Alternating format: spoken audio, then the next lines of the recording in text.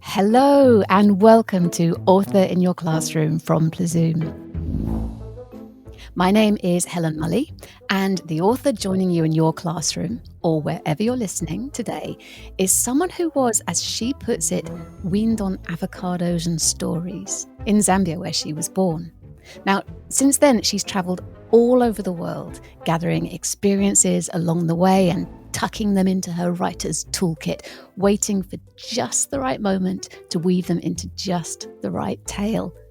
And now, with her first novel, Tiger Skin Rug, I think that's exactly what she's done. And she's here to talk with us about it today. Joan Haig, welcome to the podcast.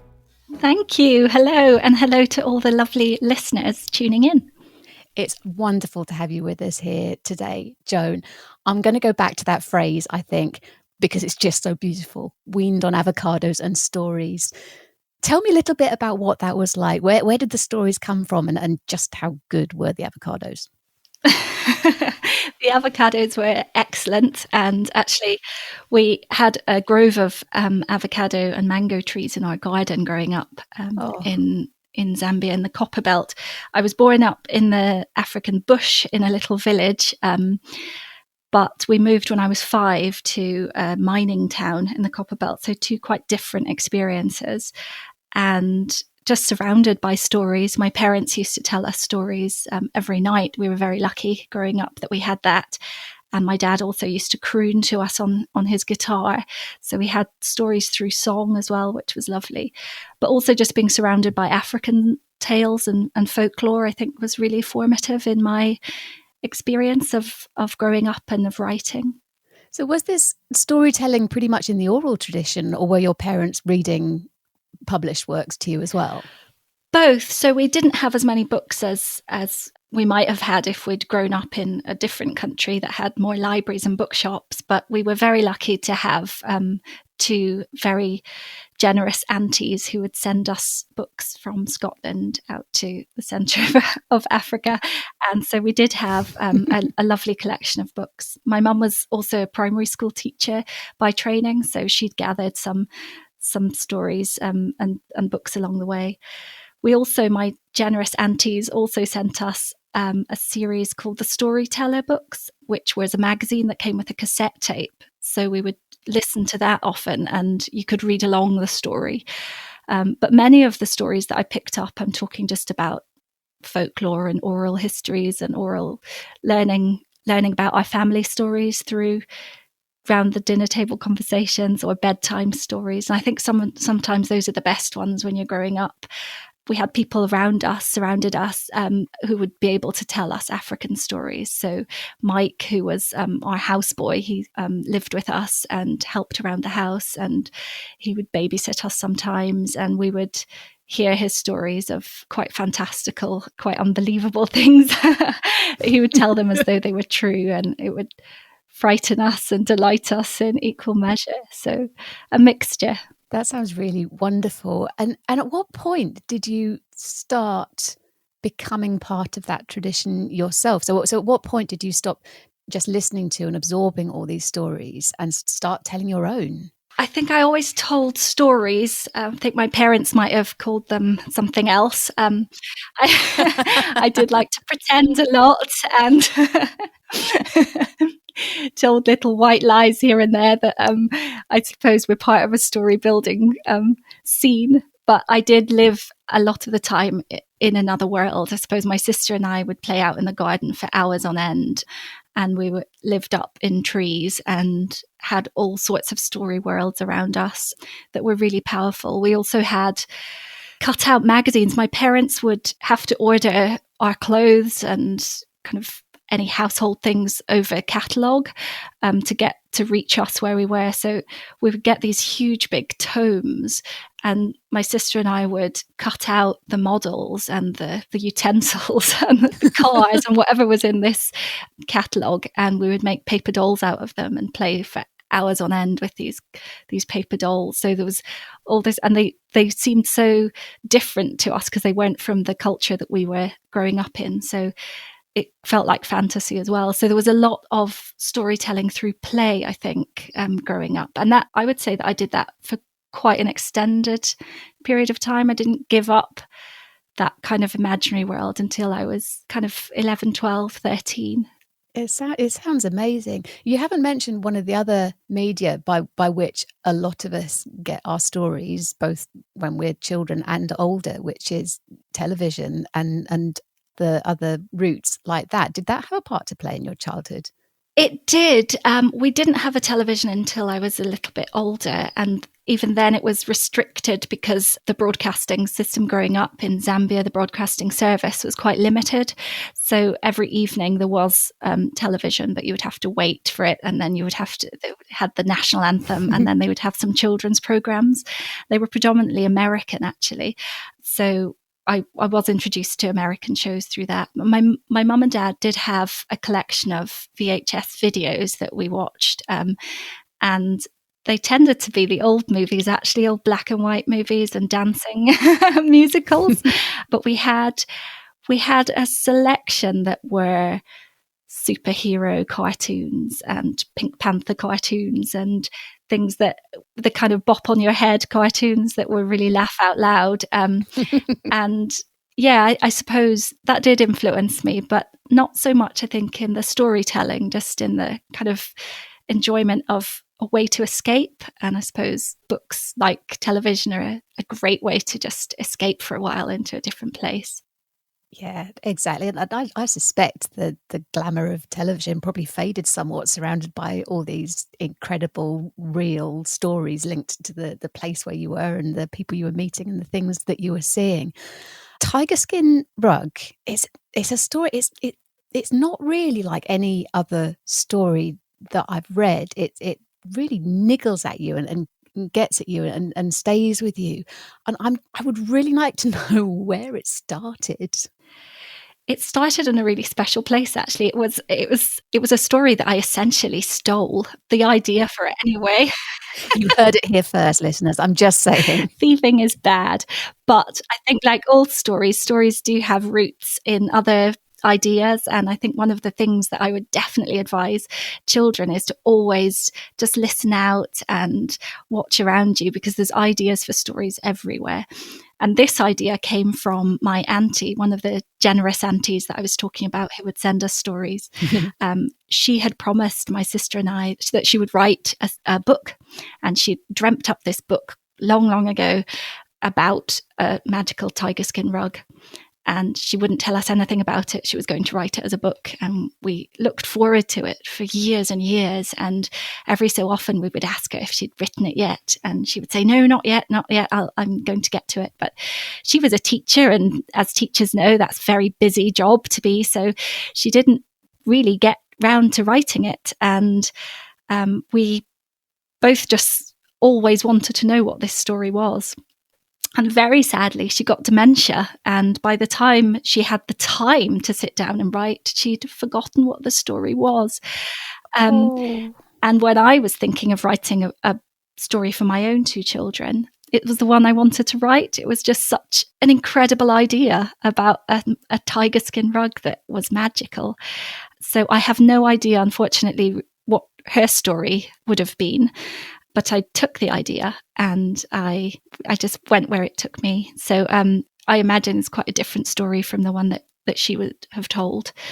I wonder if that's why it niggles and stays with you, though, because it's clearly a story that has just been desperate to be told in one form or another for years. I love that you felt that about it, because it was just there. It's always just been, as you say, niggling there for me. And it was such an honour to and quite scary, actually, to take an idea that you think is really good and then try and do it justice.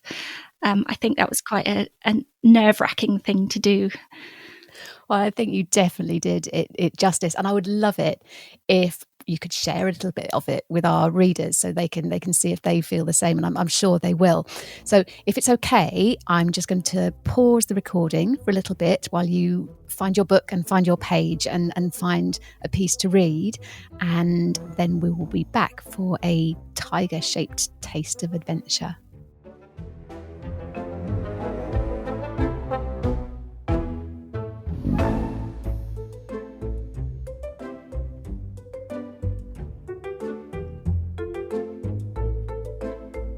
Welcome back to Author in Your Classroom with our guest today, Joan Haig. Joan, you're going to read from your book, Tiger Skin Rug, for us now.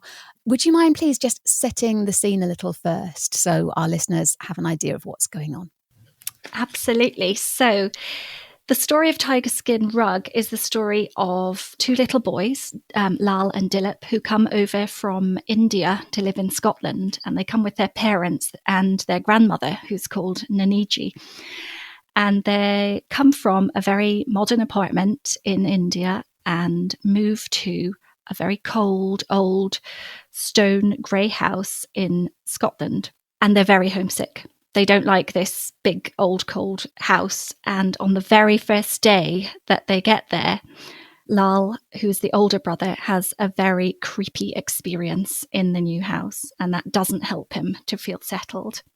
The creepy experience is that he is in the drawing room with a tiger skin rug that happens to be left in the house. And there's other old things in the house. So there's ornaments and there's a television in that room. And he sees in the television a reflection of something moving behind him. And when he turns round, there's nothing there except the tiger skin rug. And he finds that very, very scary. And there's another few encounters with the rug where he sees it seeming to move or ripple. And he knows that his little brother Dilip spends time with the rug and he's a little bit worried about this rug and what it means, and he thinks that there's possibly a ghost in the house. One afternoon he's frolicking around in the garden and he looks through the window, and Dilip, his little brother, is in the drawing room with the tiger skin rug, and he sees him bopping around and talking to the rug, and then he sees the rug start to morph, and it morphs into a real life-size tiger. And Lala's terrified. He tears around the side of the house, bursts into the living room, into the drawing room where his brother is with this tiger. And he's there to rescue his little brother. The tiger was so big, it was like the room shrank. It shifted from one side to the other on hefty paws. I pressed out my hand to Dilip, but couldn't take my eyes off the tiger. It turned and looked straight back at me. Its eyes, instead of glued-in glass, were honey golden and blinking with life. I was so fixed on the tiger, I didn't notice until hearing the thud and click that Dilip had crept to the door and shut us in, actually shut us in with the tiger. Dilip, it's okay, Lal, it's not what you think. I didn't know what I thought. He's my friend, he won't hurt you. Dilip's thin arm was at the tiger's mane, which was thick and glossy, and gave the cat a kingly look. Its jaw dropped in a yawn, revealing a rack of glinting teeth. My jaw dropped too, at seeing all those canines and carnassials, tools for seizing and shearing flesh. There were more teeth than I remembered. There was more of the whole thing than I imagined. Dilip was stroking it like it was the neighbourhood moggy. Come closer, Lal, Dilip said in a soft voice. I considered the invitation. The tiger had a faint, warm glow, what Naniji would call an aura, wavering around it. It didn't seem angry. Or hungry, but what did I know about that? Don't touch him, said Dilip. Just hold out your hand. Keep it still. Let him come to you. Don't scare the tiger. Scare the tiger? I did what I was told. Well, mostly. I held out my hand, but I couldn't stop it quaking. Before I knew what was happening, the tiger had leaned forward and was pressing its forehead against my palm. Like a current of electricity zipping between two poles, something wild and raw connected us. Something new and ancient, impossible and yet true. Despite everything, I felt suddenly calm. I breathed out. See? Said Dilip, pulling me to sitting. The tiger spiraled down with a humph. Its nostrils flared. Its nose was moth-shaped, I noticed. Dilip looked so little, and the tiger so real. We sat a while not speaking, as everything I knew about anything scrambled and recoded. How did it happen? I asked. How long have you known? And Dilip said it had all started when he needed somewhere to be alone, when he was missing India. Nobody came into the drawing room much because nobody liked seeing the rug. But he didn't think it was so bad, so he escaped here every so often. Then one day I started telling it stuff, he shrugged, and I saw that when I whispered, the tiger's skin looked all wavy. We both looked at the tiger. Lal, there's magic when I whisper, and the more I whisper, the more the magic makes the tiger come alive. I frowned. I knew there was no such thing as magic. I was nearly 12 after all. Magic was made up in stories. And yet, here we were. I touched the tawny fur of the tiger's neck. Weren't you frightened? I asked, thinking of the reflection in the TV that first day. A bit. Mostly that you wouldn't believe me. I tried to tell you. I know. There's something else, Lal. What? What is it? What else could there possibly be? Dilip took a deep breath. The tiger talks back to me. Oh, the shivery moment. That scene is so vivid. I think I was there in the room with the boys and the tiger for a moment there. And I have to ask you, have you ever been as close to a tiger as that? I have not. So how did you write about it? How did you make it happen? One of the things I did do actually as part of research was go in and see tigers, unfortunately behind bars, and they are such beautiful creatures. The closest comparison I can actually make to the proximity and how I might write about it is my domestic cats, my two moggies that I have at home, and just imagining what would happen if they were a lot bigger than they are. I suppose one of the great things about imagination is that it can take you to places that you just never thought you would go. And I never in my life imagined that I would be in a room with a real life tiger. But when I was writing, that's where I was putting myself. That's amazing. And your writing, it has a really beautiful rhythm to it. So I'm thinking of something like, hang on, I'm just going to look at the extract that you were reading. So, like a current of electricity zipping between two poles, something wild and raw connected us, something new and ancient, impossible and yet true. That has such a lovely beat to it, such a lovely rhythm.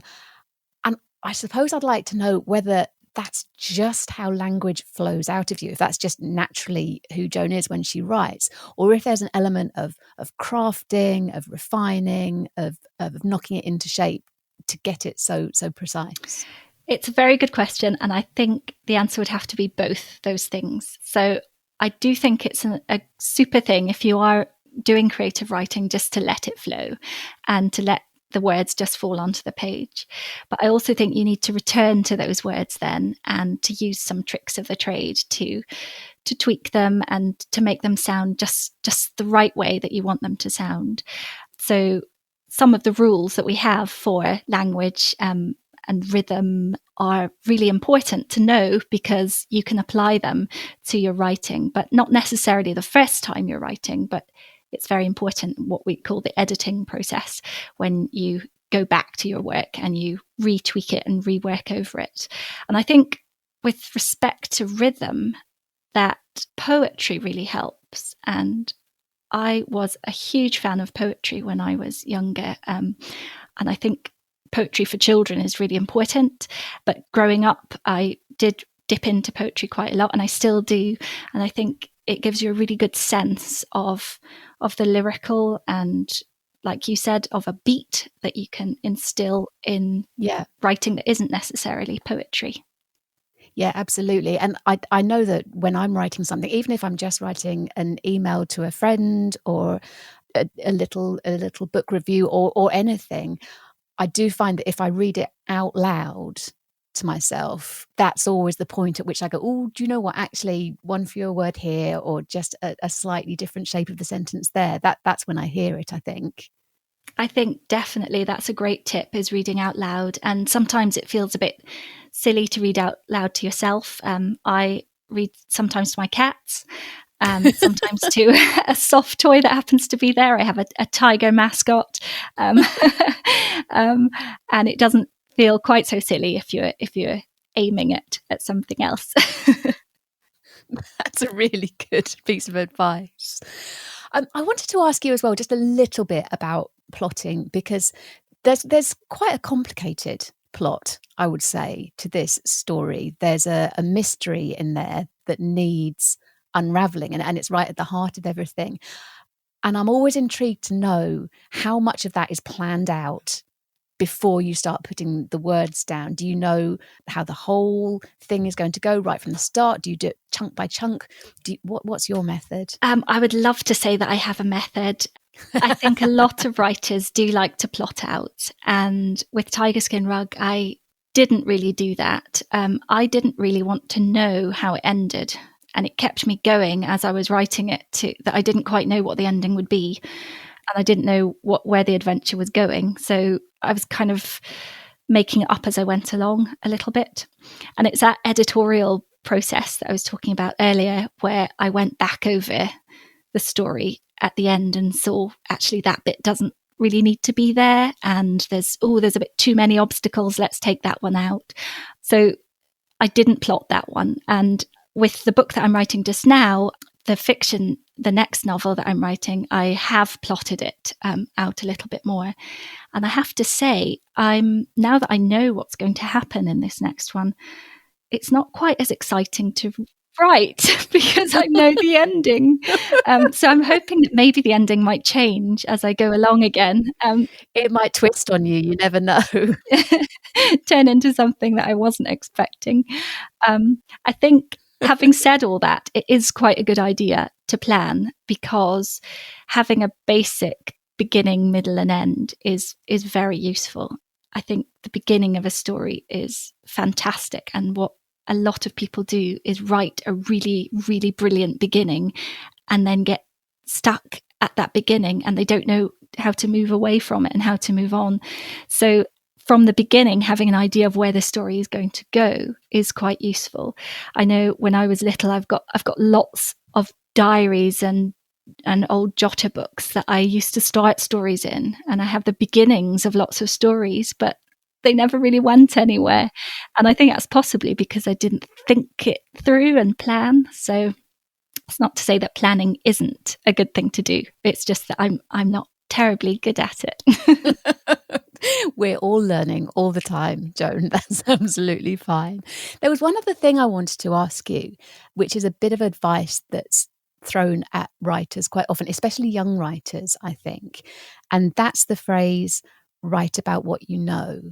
Now, I'm interested to know what you think about that, because obviously you've drawn on landscapes and countries and places that you know, but your characters are quite different from you, and the things they do are not the same as your experiences. So, I mean, how does that work with the whole write what you know idea?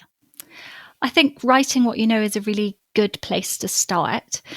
And I started, for example, having moved away from Zambia when I was young. I was very homesick for Zambia. We then moved to the South Pacific and then moved away again from there. So I was homesick again for that.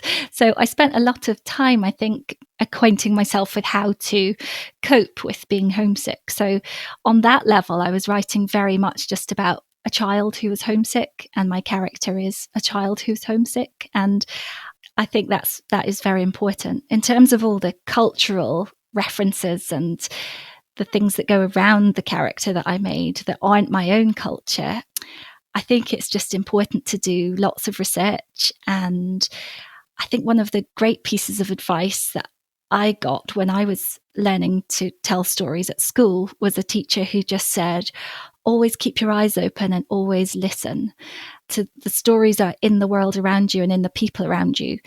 It's so much about just observing the little things that happen and remembering the little details that can really make something quite rich and have a authenticity to it. So I think writing what you know is really very important. But I would also encourage people to step out of what they know. It would be quite dull for me, I think, if I was just to tell my own story, or if I was just to listen to other people telling their own story. I think it's really important that we're brave enough to walk in other people's shoes sometimes and see the world from different perspectives. And I try to do that in my writing, while also being as true as I can to, and respectful as I can to the culture or ideas that I'm drawing on. I think that is absolutely wonderful advice. I love it. And the prospect of that is so exciting to me. And I hope it's exciting to our readers too. You're not going to believe this, but we're starting to run out of time. I don't know where it's gone. I did want to pause just for a moment and remind all the teachers and parents listening that we do produce a free resources pack to go with every episode of Author in Your Classroom, so that young listeners can take what they hear from our guest and use it to inspire brilliant, professional, quality, creative writing of their own. All the packs, including the one based on this conversation with Joan, can be downloaded from plazoom.com, and the details are in the episode notes. So, Joan, I'm just going to pause the recording again for a moment while everybody makes sure they've bookmarked plazoom.com, and then we'll be back for just a couple more last questions before we say goodbye.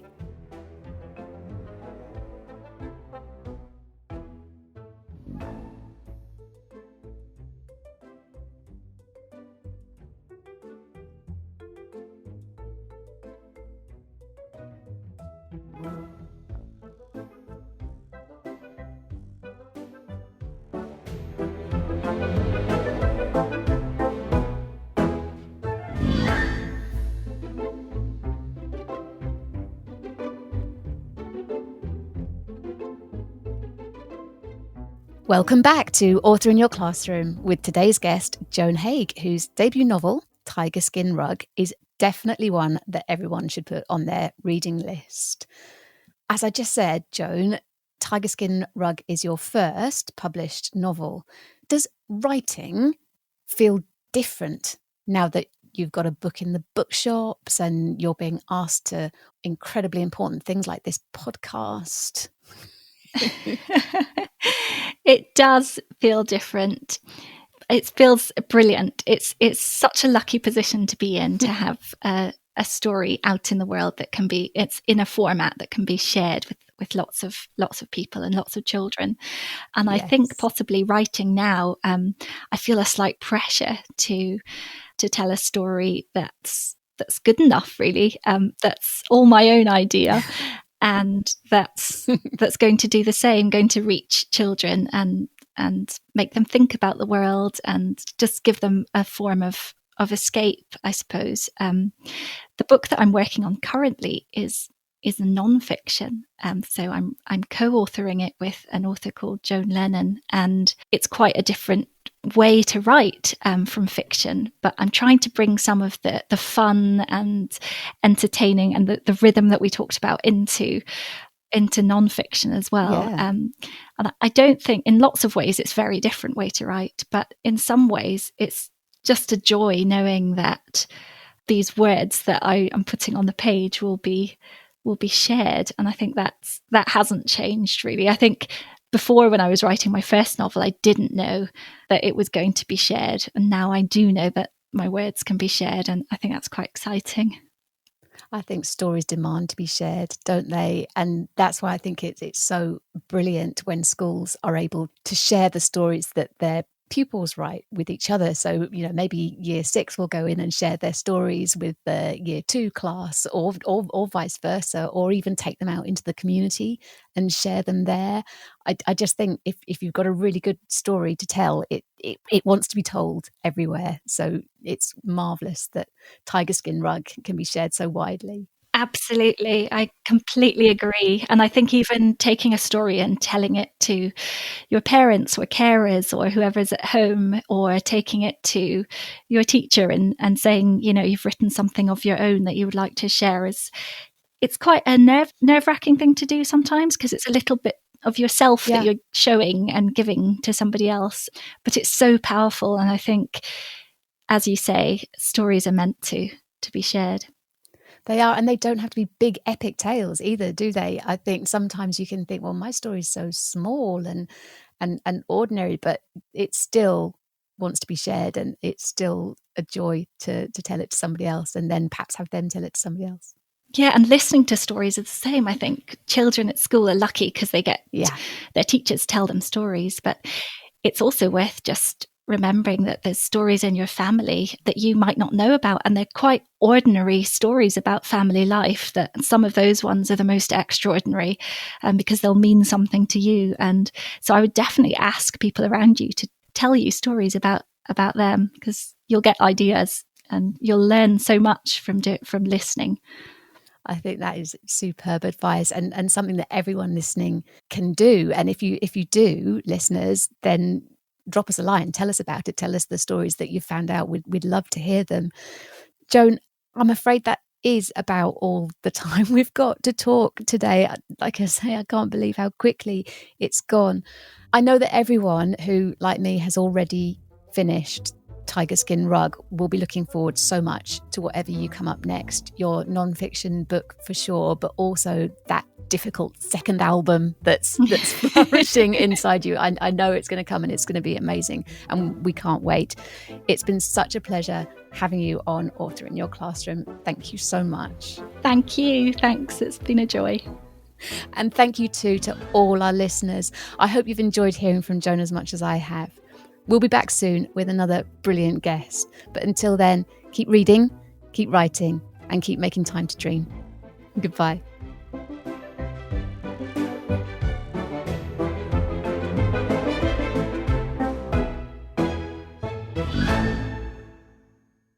Author in Your Classroom is brought to you by Plazoom, where we are passionate about making great literacy lessons easy with inspiring, ready-to-go resources created by teachers to cover the whole of the primary curriculum. So, whether you're a teacher desperate for SATs revision that pupils will actually enjoy, a parent just as baffled by fronted adverbials as your child, or anyone looking for fun ways to keep children reading and writing during the summer holidays, we've got hundreds of brilliant ideas to explore. Take a look for yourself at plazoom.com, where you can sign up to our newsletter and be the first to find out about our special offers and the new resources that are added to the site every single week. Every episode of Author in Your Classroom is packed with writing advice and inspiration from some of the world's best-loved children's writers. Plus, there are free activities and worksheets based on each author's work to spark children's imagination on plazoom.com. Just check the episode notes for links and more. You can subscribe for free wherever you get your podcasts. We want to reach as many pupils in as many classrooms as possible, so please do give us a rating or a review, but above all, tell your colleagues about us and help spread the word. We know that a love of reading opens doors, not just to success at school and beyond, but to a lifetime of excitement, adventure and discovery. Let us help you make it happen with Author in Your Classroom and Plazoom.